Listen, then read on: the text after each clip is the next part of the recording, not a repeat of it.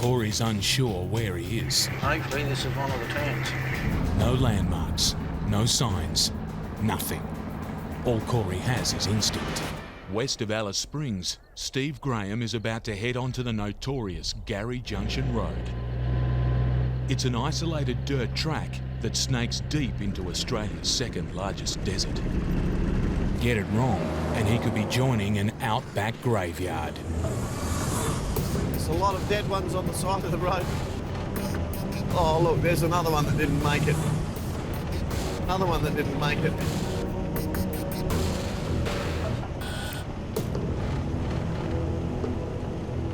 Today, it's not scorching heat that's Steve's problem. When I woke up this morning, it was raining. I had a bad feeling about this road. The rain's been coming down all morning. It doesn't take much to top up these water holes. This ground's already soft. It's left the road littered with bogs and potholes. One wheel in the wrong place could land Steve and his 50-ton load in thick mud. The further he goes, the bigger the bog holes get. This is the bit that worries me getting out here. This water is from weeks ago. There's no getting around this monster. All Steve can do is push straight through the heart of the bog.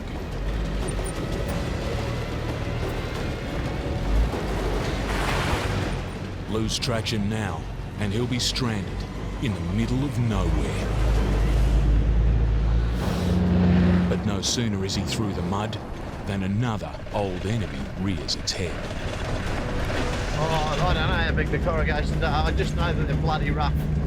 Corrugations are ridges in the road surface, like driving over millions of miniature speed bumps. They're knocking the crap out of me in the gear.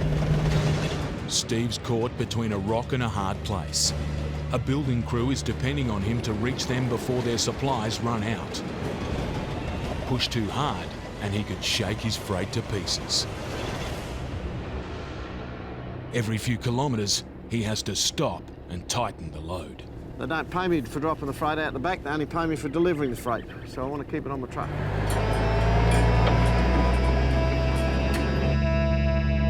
Started work at 6 o'clock and it's now 9 o'clock and we've got 103 kilometres up, about 450 to go. Steve's managing barely 30 kilometres per hour, painfully slow. Making matters worse, there's pressure from the customer. They've run out of work today. They need this load there tonight. There's just 100 kilometres to go, but the surface goes from bad to worse. Steve's reduced to a snail's pace. I've got to drop down to first gear and take 3 days to get the last 100 kilometres. With the road punishing every turn of his tyres, it's looking like a battle even Steve can't win. I'm now down to 5 kilometres between breaks to keep the freight on. Despite the battering, he's on time and the freight has survived the journey. But his work isn't done yet. Steve needs to make sure the freight comes off his truck safely. It's a straightforward job, or it should be. Don't go down. Don't go down. Go up. Keep it where it was. Go maximum up, mate. Everything up. Everything up. Righto, go back gently. Stop your bucket. Stop moving the... You! Watch me. Go back. Just hold it there. Whoa, tell him not to go on that mesh. Whoa! Eyes, you're not watching me. Oi, eyes. Down and back. Oh, why won't he listen? Jesus Christ! Oh my God, what's he doing to those screens? After working hard to get the load here in one piece, it's too much for Steve. And as the saying goes, if you want the job done right,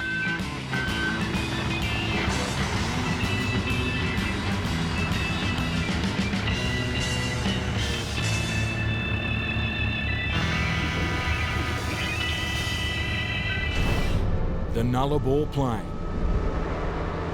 or paddock as it's known by truckers, is a huge expanse of outback wilderness. Out here, temperatures can reach 50 degrees.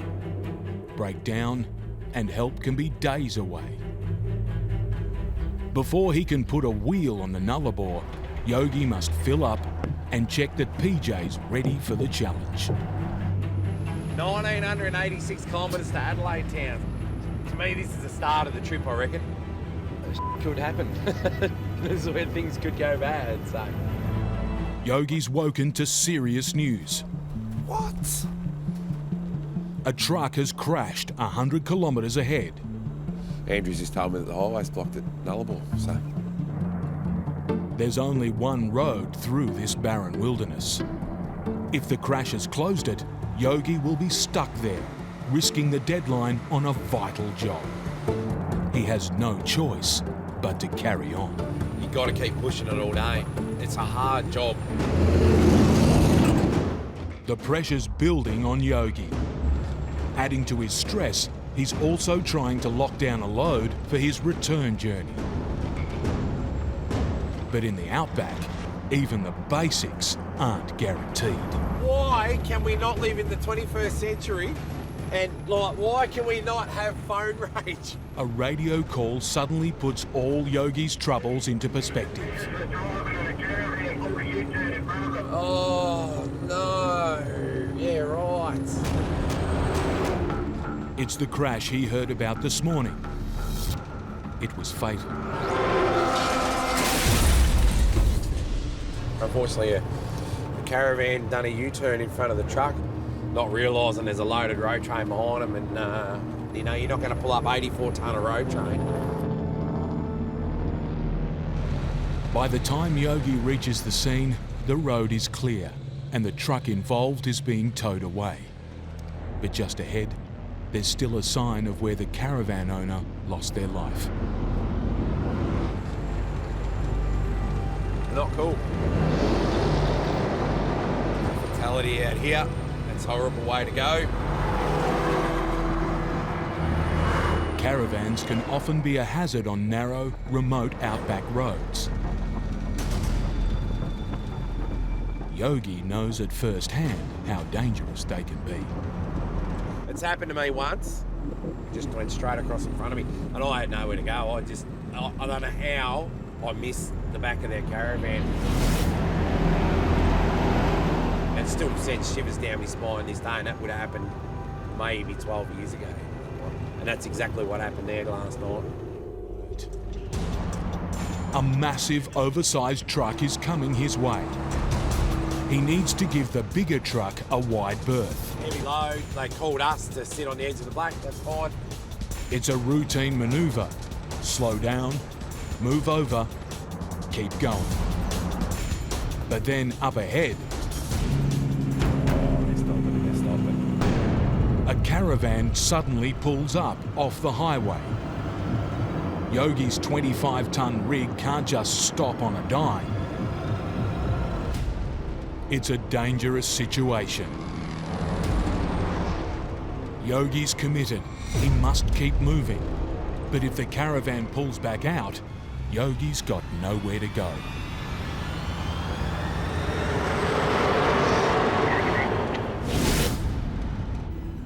If they're pulled over, have they seen what's behind? Have they looked? If they might not have looked.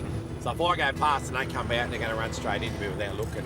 After what we've seen out there in the Nullarbor the other day, you just don't know. People are a little bit unpredictable. It was bad, but it was, the end result was a good result.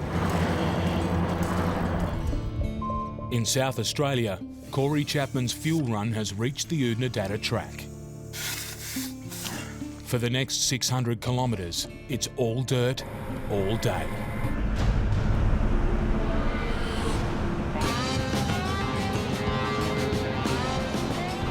He's en route to one of the icons of the Australian outback. At the Pink Roadhouse in Untitled, Corey's delivering vital supplies to owner Lynn. There's only the one tank. Yeah, no worries at all. Yep, No worries at all. right to go. We'll get into it. Thank you. In the outback, every fuel delivery is vital. By night, Corey's made another 3 stops. One more for the night. But to stay on schedule, he's decided to push on into the night. Started about 6:30 this morning, 7 o'clock now, so time I do this next job, it'll be about 9:30 and that'll be about the end of the day, I think. It's a dangerous combination. Pitch black and a narrow dirt road.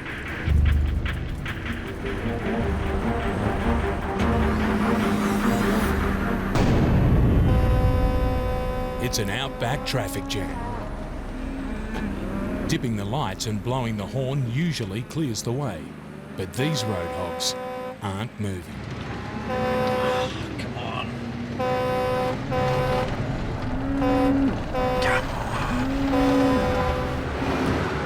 After getting gridlocked by cattle, Corey Chapman is back on the open road. His next stop is hard to miss.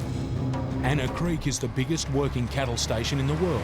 Somewhere on this massive station are a team of dam builders who are running out of fuel. Go down to the Gymkhana ground, Yep. go through a wide gate, follow the road, past the yard, and you go over the grid 3K, and the road will sort of turn to your right a bit. Yep. Well, you go out about 30K and you go over one grid, Yep. keep going, you'll come to a trucking yard. Yep. The road will go around and around a dam, just watch that, there's a few gutters in it. Oh, righto, yep. No worries at all. Through one more gate, you can leave him open if you want. Righto. And then it's about another 12K from there. You'll see Timmy's tracks are all... Oh, righto, no worries And at all. just keep following him. Just following his tracks, I'll be right. Damn thinking bloke had been out there recently, so his tracks will be on the ground. He's heading into unknown territory. I haven't been out there before, so it's just a bit of a feel our way and see how we go. Could be good, we could be down an hour and a half, or it could be rat shit. And out here, the roads can turn ugly. These are the kind of roads that are unpredictable. A station track, you just be wary there could be a sharp gutter up the road you don't know about. Corey's reached the fork in the road he needs to take. From now on, he's relying on his memory of the station manager's mud map. Yeah, and I just turn right at that road where that forks off to the right there, and you can't go wrong. Happens quite a fair bit, you do go wrong.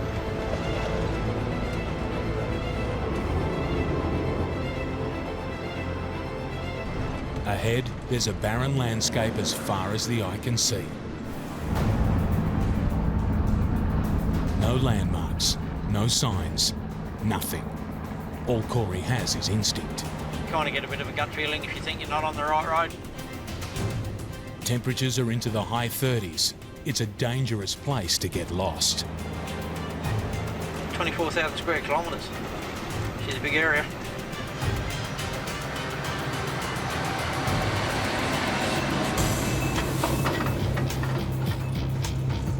Corey's unsure where he is. Hopefully this is one of the turns. If he can't find the dam builders soon, their whole operation will shut down.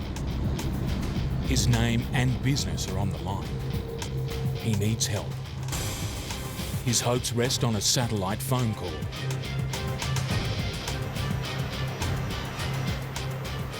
Tell me every time you want to use a bloody sat phone.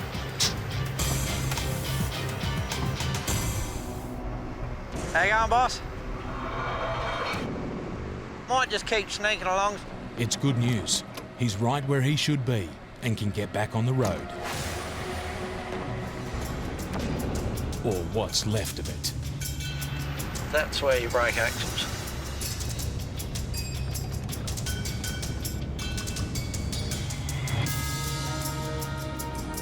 At last, the dam builders' camp comes into view. The mud map was right all along. Turn right at that fork, go around that dam and watch that gutter and keep driving and you'll come across him and he's pretty much spot on.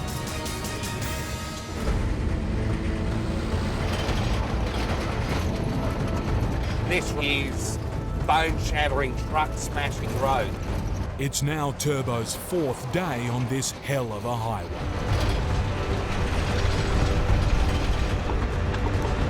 While his truck's taking a hammering, his main concern is the damage to his $200,000 fragile load. Front trailer's fine, but the back trailer's playing up. If the huts take a hit, he'll have to foot the bill. What the hell's that? Turbo's got more trouble. He urgently needs to check the load. The one I'm worried about the most this building. What the hell? There's even more trouble. Was there an air conditioning unit in that? The whole air conditioning unit's vanished. Turbo's hoping it's fallen into the hut.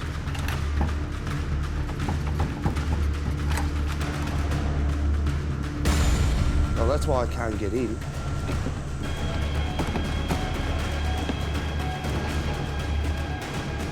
That's... oh. The unit's a write-off, adding another $800 to his damage bill. Oh, God. Despite all his best efforts, the rough road's slowly destroying Turbo's freight. What do you do? Any more damage, and he'll come out of it deep in the red. I'm just driving real steady, real slow. With work waiting at home, he must keep moving, or he'll lose thousands more dollars. But some days, you just can't catch a break. Outback roadworks, 2 kilometres of them. But Turbo worry. The detour is a narrow slip road, lined with trees. Them trees are right on the edge. One of these buildings hits those trees. It's about $100,000 for it to replace the building. That kind of damage could wreck not just Turbo's load, but his business. Yeah, mate, listen, I'm 4'6" in height. Mate, any chance I can sort of run down the middle instead of running down that tablespoon and cleaning up all the trees?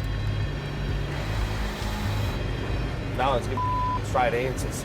The fate of his freight rests on getting clear instructions from the road crew. Yeah, I've got no idea what they want me to do. Yes, mate? Yeah, mate, that's a negative. We're coming up on the pavement, mate. Negative. We've got too much police on the road, and negative. With permission denied, there's no option.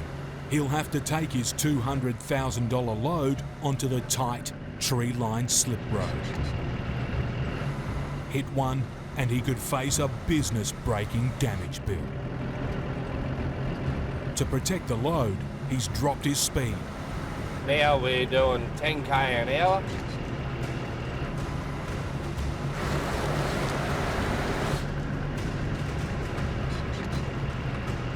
While he's keeping clear of the trees to the side, above, there's a problem. The tree's got me hung up right in the middle of the detour. If I go into it or pull at a gate, it'll just peel the whole roof straight off of this front one. Turbo needs an extra pair of eyes. He'll have to put his trust in the roadworks crew.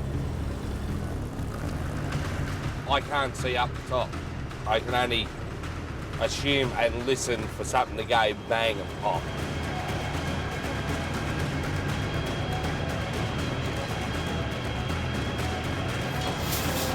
After a nail-biting crawl, Turbo's made it.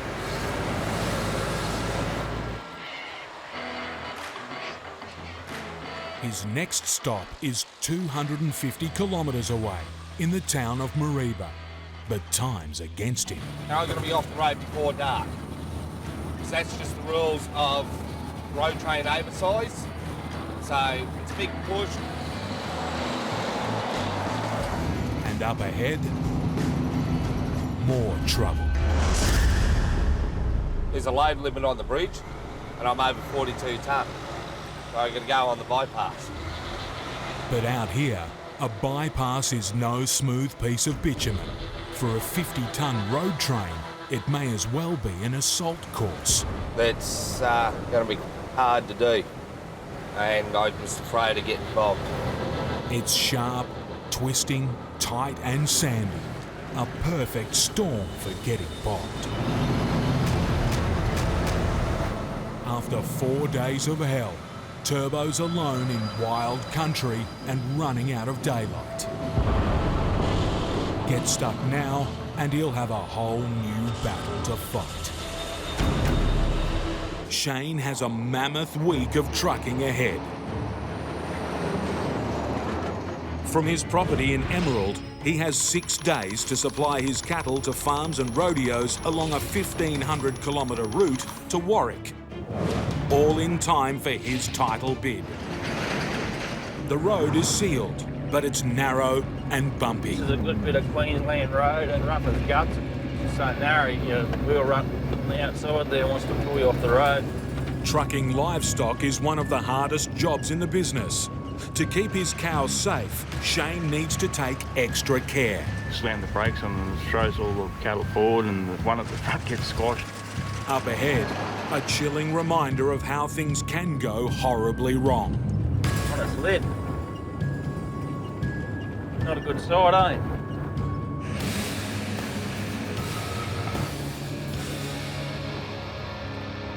After a long day on bad roads, Shane's concerned about his passengers. The main aim of the game is the welfare of the cattle. He needs to find a farm to rest his cattle for the night. Don't want to miss the turn off. Turning his truck around on these narrow roads is the last thing he needs. You end up bending something or breaking something, it'll just cost you time and money. Is this the one? I sort of remember, but not sort of really. There is a road here somewhere.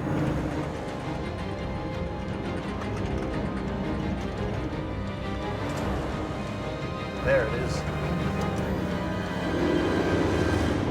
He's found the farm, but a narrow gateway stands between Shane, his cattle, and a good night's rest.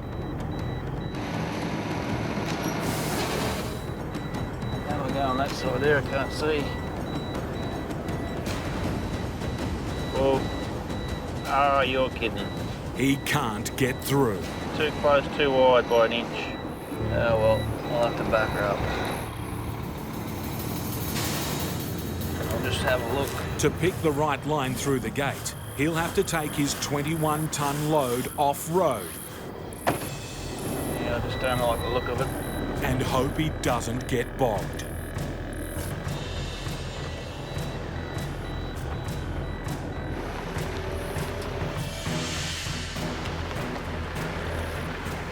He scrapes through. All good, I think, mate. I think we're in. Now we're good now. Good that we're getting them off, finally. It's been an exhausting late night shift. In the morning, Shane and his cattle will need to be on top form. In Warwick, it's the big day. The Australian Rodeo Championships. Hey, cowboys! The best competitors in the country are rested and raring to go. All except Shane. He's only just arriving. Gotta try and get around here without running into something or somebody. Hopefully there's a gate here and we can get through it. So. Ooh. What the hell? Oh yeah, I've got a post here on the other side.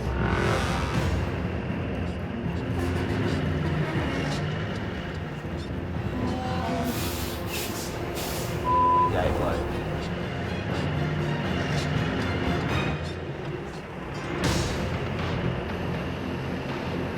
Should be right now. Should be. He's through. At last, he can focus on trying to win the national finals. Just however the rodeo gods have got it planned, it's going to be. After overheating trucks Once they overheat, they're cooked. and punishing roads, the moment of truth.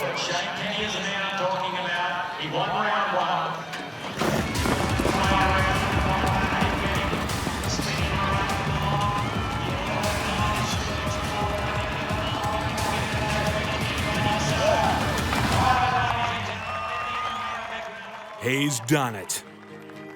I won the all-round cowboys. For a record 15th time. All the hours and stuff that you do and you wonder why you're doing it and the late night drives. Getting here has taken a lot of hard yards. But these last few It all pays off. are by far the sweetest. It is a great end to a big journey.